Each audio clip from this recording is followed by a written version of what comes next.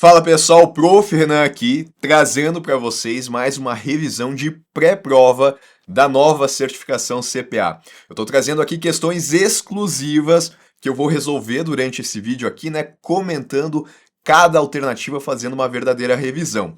Só antes da gente começar, né, peço que vocês deixem um like no vídeo para dar aquela moral de sempre e também quem não for inscrito ainda no canal, convido a se inscrever, ativar o sino de notificação para não perder nenhum conteúdo desse canal aqui que traz muita coisa relacionada às certificações financeiras. Então, vamos começar. Primeira questão de hoje tá aí na tela para vocês. Lembrando que eu recomendo, né, que vocês pausem o vídeo, tentem resolver sozinhos e aí sim, né, coloquem a minha correção. Dessa forma, vocês praticam melhor, né, conseguem ver aí se vocês estão realmente acertando as questões. Diz o seguinte a questão: um gerente de investimentos atende um cliente pessoa física que possui R$ 900 mil distribuídos da seguinte forma em um único banco. Vamos lá então: 300 mil em CDB, 300 mil em LCI e 300 mil em um fundo de investimento de renda fixa. Tá? Então, aqui eu tenho um total de R$ 900 mil investidos. O cliente ele demonstra preocupação com o risco de crédito da instituição. Renan, o que é o risco de crédito? Nesse cenário, seria a situação em que a instituição financeira, onde ele tem os investimentos, ela daqui a pouco quebrasse e não conseguisse fazer o pagamento do principal que ele tem investido ou dos juros, né, que são resultantes dessas aplicações. Então esse seria o risco de crédito. E ele está preocupado com essa chance, com esse cenário. E aí ele pergunta sobre a proteção do FGC, que é o Fundo Garantidor de Crédito, né, que vai trazer a proteção ali de até determinado valor, né, para alguns produtos de investimento. Em caso de intervenção ou liquidação do banco, que seria o banco aqui, né, vinha a quebrar. Considerando esse cenário, a orientação mais adequada do gerente seria, a gente tem que ver aqui o que as alternativas elas estão dizendo, né? Informar que todo o valor de R$ 900 mil está integralmente protegido pelo FGC, pois todos os produtos são de renda fixa. Primeira coisa, né? Os três investimentos aqui eles são de renda fixa? Sim, tá? CDB, LCI e o fundo de investimento em renda fixa são exemplos, né, de investimentos onde o investidor ele já conhece as regras de remuneração. Ele já sabe, né, que ele vai ter uma remuneração associada a esses investimentos, que é o que caracteriza a renda fixa. Agora, o detalhe é, os três aqui têm a proteção do FGC, ou seja, em caso de quebra dessa instituição, o FGC ele vai trazer a proteção do valor que o investidor ele tem no CDB, na LCI e no fundo de investimento? E a resposta é que não, né? Porque fundo de investimento não está coberto pelo FGC. Né? É um dos investimentos que não está.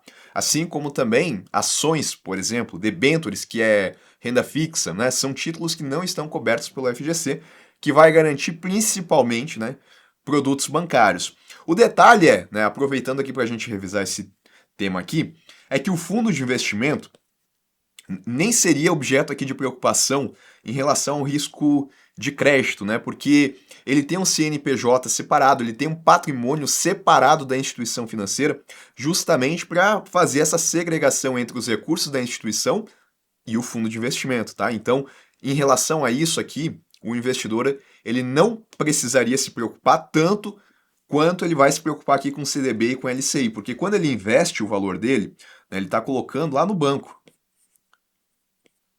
O CDB, né? Quando ele investe no CDB, quando ele investe na LCI. E o banco usa esse dinheiro para fazer empréstimos. No caso do CDB aqui, o banco ele tem mais liberdade, no caso da LCI, ele vai ter que direcionar ali principalmente para o ramo imobiliário. E aí se o banco ele passa dificuldades aqui do outro lado, né, daqui a pouco vem a quebrar, aí realmente, né, o investidor aqui, ele está exposto ao risco de crédito. Com o detalhe que esses dois títulos aqui, eles têm garantia do FGC, que é uma instituição, uma entidade, né, que vai trazer uma proteção até o valor para esses títulos aqui de até R$ 250 mil.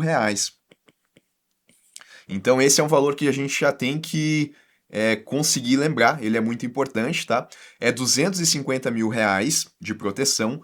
E o detalhe é que, além de lembrar o valor, eu tenho que lembrar que é por CPF e por instituição financeira ou conglomerado financeiro, tá? Então ele tem a proteção aqui, só que como ele colocou em um único banco, a proteção dele aqui vai ficar limitada ao valor de R$ 250 mil. Então vejam que, considerando aqui o que ele investiu nos títulos que estão cobertos pelo FGC, eu vou apagar aqui, ele investiu o valor de R$ 600 mil, correto? Mas como essa garantia aqui é por instituição financeira e por CPF, não por produto, o que ele vai ter de cobertura aqui são R$ 250 mil. E o restante, Renan, aí ele fica exposto ao risco de crédito, tá? O que seria inteligente dele fazer aqui, né? Caso ele estivesse realmente preocupado. Ele poderia deixar 250 mil investido, um pouco menos, né, por conta da rentabilidade, e investir o restante em outras instituições, porque aí ele vai conseguir a proteção. Mas lembrando também, tá, que existe um limite global, que é de R$ 1 milhão a cada 4 anos por CPF. Então tem esse outro limite aí também que está associado ao FGC. Tá certo? Então vamos lá. Todo o valor de 900 mil está integralmente protegido? Não. Esclarecer que apenas os valores em CDB e LCI estão cobertos, limitados a 250 mil cada. Cuidado com essa pegadinha, tá? Porque vocês associam, né? Não vou generalizar, mas as pessoas tendem a associar FGC sempre com 250 mil. O problema é, se eu estiver em uma única instituição financeira, não vai ser 250 mil por cada produto, vai ser por CPF. Por isso que dos 600 mil, nesse caso aqui, ele só tem garantia pelo FGC até 250 mil. Claro que, quando ele investe em LCI, a LCI tem ali, né, o crédito protegido por alienação fiduciária ou hipoteca, isso acaba trazendo um pouquinho mais de segurança. Mas que ele tem a cobertura só até 250 mil, nesse caso aqui, em relação ao FGC, isso a gente tem que estar cientes. Então, cuidado em relação a esse 250 mil, né? Tem que ler bem a alternativa. Explicar que o CDB e LCI são cobertos até 250 mil por CPF na instituição. Tá correto. Enquanto o fundo de investimento não possui essa cobertura. Não possui, mas lembrando que o patrimônio do fundo ele é segregado do patrimônio da instituição financeira. Informar que todos os ativos estão cobertos até o limite global de 1 milhão no período de 4 anos. Realmente, existe também esse limite, tá, atualmente, só que, nesse caso, o fundo de investimento, ele não está coberto, né? Ele não tem que se falar em FGC em relação ao fundo. Por isso que a gente vai ficar com a letra C. Próxima aqui. Carolina, uma profissional do mercado financeiro, está atendendo Rafael, investidor que possui parte do seu patrimônio em ações e deseja entender melhor os proventos pagos pelas empresas listadas na B3. Rafael observou que recebeu pagamentos de dividendos e juros sobre o capital próprio, né, que são duas formas de remuneração aí associadas às ações. No entanto, ao analisar os valores, percebeu que o montante líquido recebido dos juros sobre o capital próprio foi inferior ao valor anunciado pela empresa emissora, né? Então, a empresa emissora que fez o pagamento ali dos juros sobre o capital próprio anunciou um valor X, mas quando ele recebeu um valor menor do que o que foi anunciado. Sem compreender por que tem essa diferença, né? Porque o valor que foi anunciado para dividendos ele efetivamente recebeu, Rafael acredita que houve um erro no pagamento e questiona a Carolina sobre o motivo pelo qual o valor líquido dos JCPs aqui foi menor que o esperado. Ao analisar o extrato de Rafael e sua dúvida sobre os juros sobre o capital próprio, Carolina deve esclarecer que as empresas pagam os juros sobre capital próprio em datas distintas dos dividendos, o que pode gerar diferença na rentabilidade líquida. E pode acontecer esse pagamento em datas distintas? Pode. Isso é explicação pelo fato dele ter tido uma remuneração líquida melhor do que o que foi anunciado? Não é explicação, tá? Então, eu descarto aqui. Pagar em datas diferentes não tem nada a ver com o quanto que ele vai receber. Tem apenas a ver que ele vai receber em dias diferentes. Os juros sobre o capital próprio são tributados na fonte a uma alíquota de 15% de imposto de renda, reduzindo o valor líquido recebido pelo investidor. Isso daqui está correto? Está correto, tá? Então, se foi anunciado que ele vai receber o valor de R$ 1.000 em juros sobre o capital próprio, desses R$ 1.000 aqui, a instituição a empresa, né, a companhia, ela vai reter direto na fonte, antes dele receber aqui, 15% desse valor, ou seja, R$ 150. Isso daqui vai ser pago de imposto de renda. E o que efetivamente ele vai receber vai ser essa diferença. Vão ser os R$ 850. Então anuncia 1.000 de juros sobre o capital próprio, né? Claro, considerando o valor da ação que ele tem e tudo mais, mas apenas usando o exemplo para a gente entender isso, ele vai receber 850, que é um valor menor, por conta justamente do IR. Então o IR aqui ele é recolhido na fonte, igual, por exemplo, né, quando uma pessoa ela investe em um CDB. Né? Quando ela for fazer o resgate, ela vai receber apenas a diferença, porque o que é de direito do governo, né, através de imposto, a instituição pagadora ela já tem que recolher na fonte. Já em relação a dividendos, isso não acontece, né, porque eu não tenho imposto de renda. Agora, por que o juros sobre o capital próprio tem imposto? Isso é importante da gente entender, tá? Porque a empresa ela está fazendo o pagamento aqui de R$ 1.000 de juros sobre o capital próprio, né, em relação às ações que ela tem. Esse valor aqui que ela está pagando, a empresa ela considera como despesa financeira. E aí, né, em relação a esse valor, ela vai descontar o valor que ela tem para fazer pagamento de IR. Ou seja, a empresa vai ter o lucro dela lá, vamos supor que o lucro foi de 10 mil. Tá? Eu estou usando exemplos numéricos aqui, bem distantes, né? Só para que a gente consiga entender. Então, o lucro da empresa foi R$ 10.000. Ela vai distribuir juros sobre o capital próprio. Essa vai ser uma despesa financeira que vai abater aqui o lucro dela. Então, na verdade, o lucro vai ser R$ 9.000 da empresa, tá? Sobre esses R$ 9.000, a empresa ela vai fazer o pagamento de IR.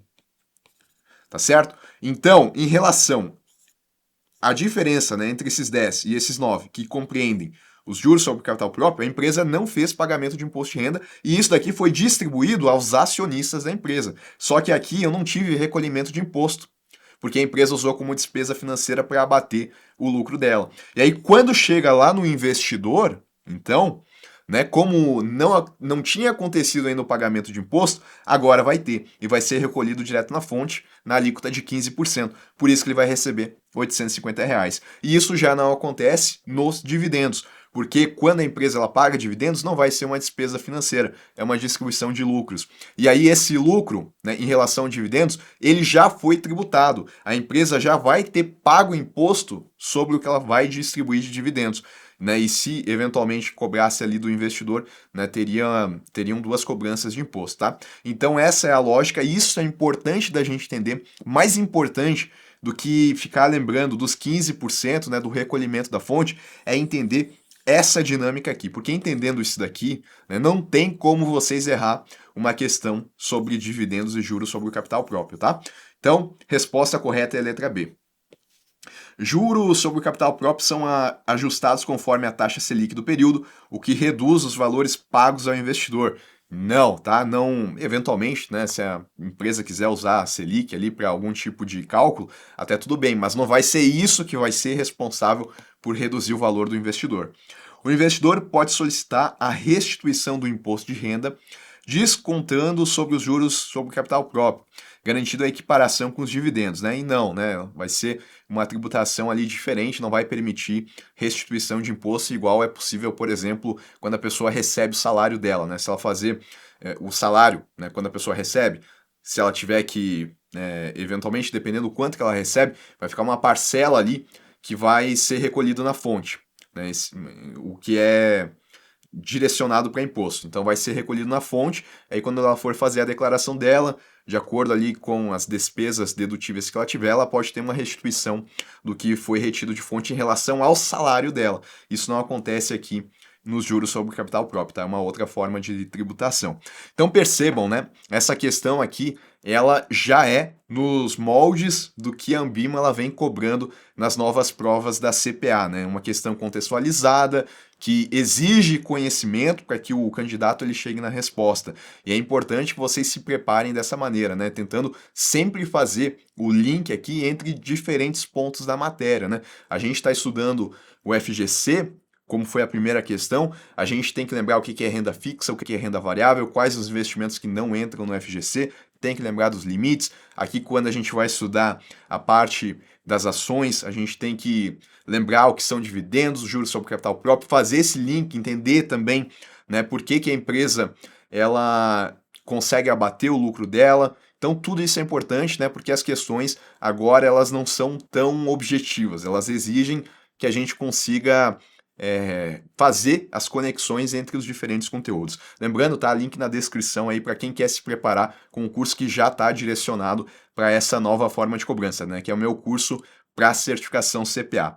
E aí, passando aqui para a terceira questão, Vinícius, profissional certificado pela Ambima, está atendendo um cliente que investe na B3 e deseja compreender os impactos dos grupamentos e desdobramentos de ações em sua carteira. Mais uma questão aí sobre ações, tá? O cliente menciona que possui 1.000 ações, e eu vou colocar esse número aqui, tá? 1.000 ações, de uma empresa que anunciou um desdobramento na proporção de 1 para 5 e quer saber como isso vai afetar o seu patrimônio e a quantidade de ações que terá após o evento. Agora, Vinícius precisa esclarecer qual será o efeito do desdobramento sobre o investimento do cliente. Então vamos lá. Ele tem 1.000 ações, o enunciado não falou aqui o valor da ação, né? Mas eu vou estipular um valor só para que a gente consiga entender, tá? Vamos pensar que cada ação tem um valor aqui de R$5. Tá? Então, raciocinem comigo. Se cada ação tem um valor de 5 e ele tem 1.000 ações, ele tem um total investido nessa empresa de R$5.000, né? Multiplica aqui R$5 por 1.000 ações. E aí a questão, ela está trabalhando aqui o assunto de desdobramento e grupamento. Por que que uma empresa ela vai fazer isso, né? Eventualmente, esse valor aqui de ação da empresa, ele pode estar muito alto, né? No exemplo que eu coloquei aqui, talvez nem faça tanto sentido o desdobramento. Mas vamos supor, né? Vou colocar aqui, vou usar outro número aqui. Vamos supor que cada ação, na verdade, custa R$500.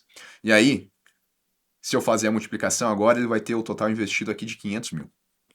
Só para fazer sentido aqui na explicação, tá?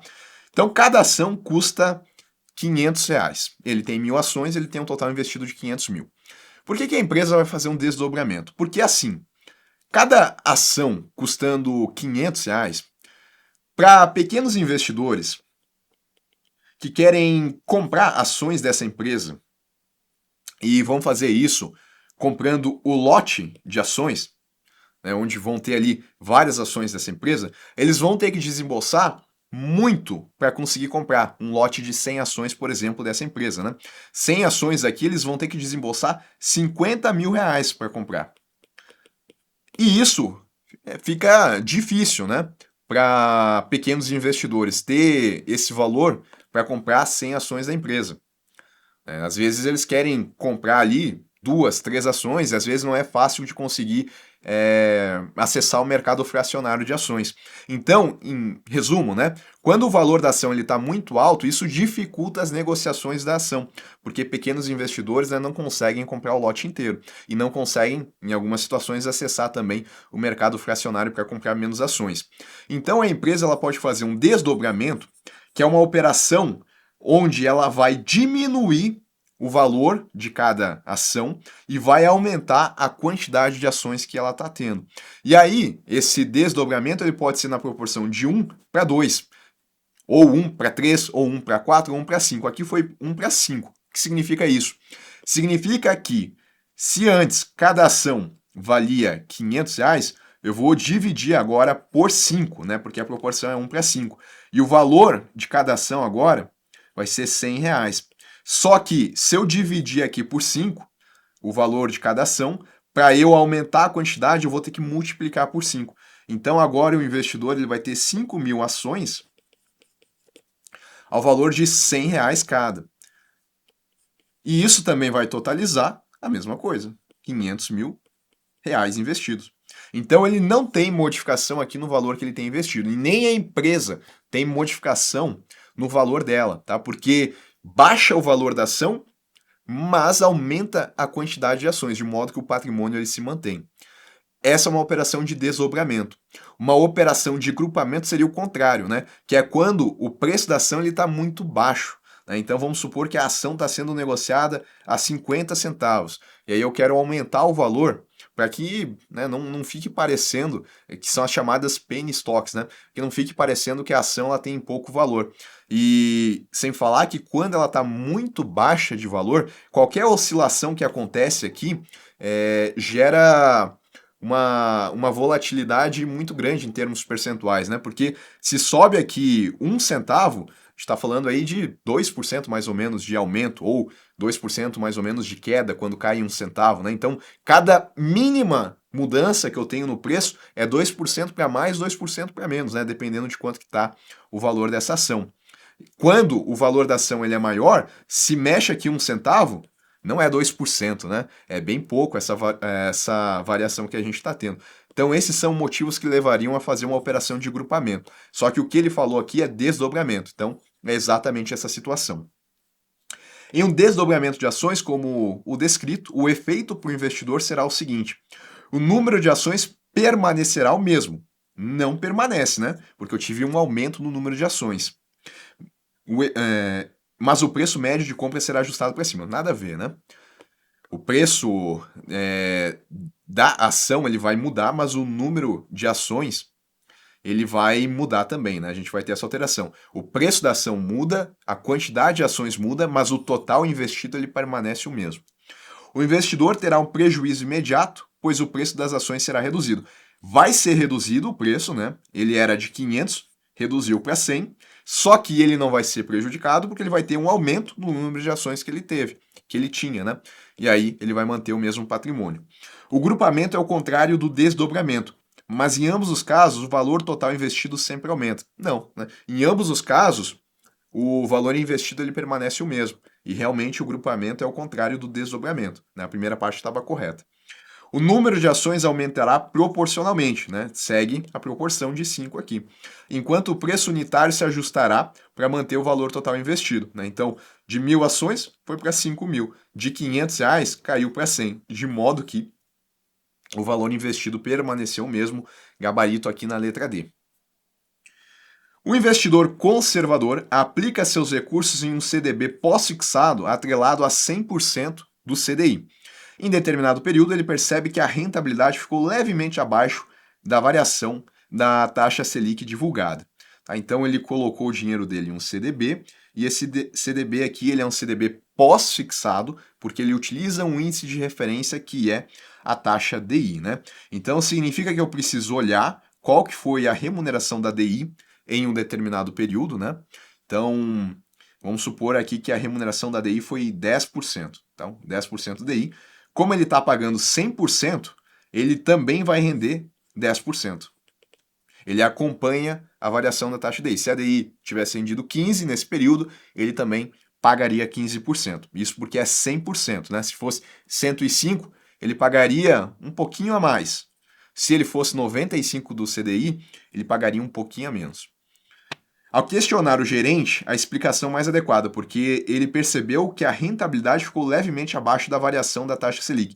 Então, vamos supor que a taxa Selic aqui, no período, ela foi um pouquinho maior, né? Ela foi 10,25%. Então, enquanto o DI resultou em 10%, aqui a Selic over, tá? 10,25%. Ao questionar o gerente, a explicação mais adequada seria: o CDI representa operações com títulos públicos, enquanto a Selic representa operações privadas. Olha só, né? Essa questão aqui, ela é um estilo de questão que a Ambima ela tá gostando de fazer, tá? Onde ele te traz um enunciado, ele te traz um fato, né, que parece relevante, mas aí joga lá nas alternativas outros conhecimentos. Então, a questão aqui não está nem tanto implicando em relação ao indicador, né? Ela quer saber aqui pelo jeito o que é o CDI e o que é a taxa Selic. Então vamos lá. O CDI representa operações com títulos públicos? Não, né? Basicamente, eu tenho duas instituições financeiras, tá? Usando aqui como exemplo. E aí, no final do dia, se uma das instituições ficou com falta de dinheiro, ela não pode fechar o caixa dela no negativo, né? De acordo aí com as normas do Banco Central. Então ela precisa pegar dinheiro emprestado. Aí ela pode pegar esse dinheiro emprestado com uma outra instituição financeira. Ela vai receber o dinheiro aqui Só que para esse tipo de operação acontecer, ela pode acontecer de duas formas. Uma dessas formas é a instituição financeira emitir um título chamado Certificado de Depósito Interfinanceiro, que é como se fosse um CDB. O CDB é para o investidor, né, que quer colocar o dinheiro dele na instituição. O CDI é para uma outra instituição financeira, né? Por isso, certificado de depósito interbancário, né? Porque vai acontecer entre instituições. E aí, a instituição, ela recebe o CDI, que representa essa dívida entre as duas, e ela manda o dinheiro. E aí essa operação aqui, ela envolve uma taxa de juros, que pode ser a taxa de 10%. E é dessa taxa aqui, que reflete a média dessas operações que acontecem no mercado interbancário, que nasce a chamada taxa DI. Então é assim que é feito o cálculo da taxa DI. Agora, por que ele falou títulos públicos? Porque a Selic, ela segue uma lógica parecida. A diferença na Selic é que ao invés de utilizar um título privado, que é o certificado de depósito interbancário, a instituição financeira, ela usa como laço da operação um título público federal. Aí a lógica é a mesma, tá? O título público federal fica como laço dessa operação e a instituição empresta dinheiro para ela. Só que da média do que está sendo cobrado ali de juros, vai nascer a taxa Selic over e não a taxa DI. Então a taxa DI, ela nasce quando eu tenho CDI e a taxa Selic, ela nasce quando eu tenho lastro em títulos públicos. Então tá errado aqui, né? Trocou. A taxa DI pode apresentar pequena diferença em relação à Selic por refletir operações interbancárias com títulos privados. Sim, a média do que foi cobrado aqui pode ser diferente da média do que foi cobrado com a taxa Selic. Embora, né, essas duas taxas elas andem muito próximas, né? Porque senão, se fosse muito distoante, né, a instituição ia usar só CDI, não ia usar operações com títulos públicos. Então, está correto a letra B. A Selic é definida livremente pelo mercado, enquanto o CDI é fixado pelo Banco Central. Está errado, né? As duas são definidas aí pelo mercado. O que a gente tem que o Copom, dentro do Banco Central, define é a meta da Selic, tá? Ele define a meta da taxa Selic, mas não a Selic propriamente dita, porque a Selic propriamente dita é o mercado que vai definir. Agora, eventualmente, o Banco Central ele pode interferir no mercado, executando a política monetária, né, para fazer com que a Selic ela tenha variações e aí a taxa DI ela acaba acompanhando isso. Então vejam, né, questão aí que ela está falando sobre um tema, mas olha só quanta coisa que a gente revisa, né, que está associada a isso, porque é toda a parte de economia também. O CDI incorpora a inflação, enquanto a Selic não considera esse fator. Nenhuma das duas taxas aqui, né, usa a inflação como indexador. Então, a gente descarta aqui. E aí a gente vai para a próxima questão. O investidor, ele avalia dois planos de previdência complementar. O plano A, oferecido por uma seguradora, com adesão individual, e o plano B, oferecido por uma entidade vinculada à sua associação profissional. Então a gente está falando aqui agora do tema de previdência complementar, que é um tema aí também muito recorrente nas provas da Ambima. Ele deseja entender as diferenças estruturais entre as entidades que administram esses planos, especialmente quanto à finalidade e ao público-alvo.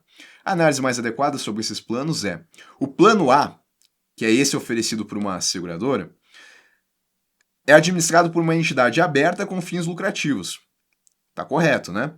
Quando eu tenho aqui uma adesão individual, quando é uma seguradora que está oferecendo, né, é porque esse plano aqui ele é administrado por uma entidade aberta de previdência complementar, que tem finalidade lucrativa. E aí qualquer pessoa pode fazer a adesão desse fundo, né, não tem restrição. Então, né, se eu estou aqui quero acessar uma seguradora, né, que tem ali no seu conglomerado uma entidade aberta de previdência complementar, que está oferecendo um produto que pode ser o PGBL, por exemplo. Né? Eu posso contratar esse PGBL? Posso, tá?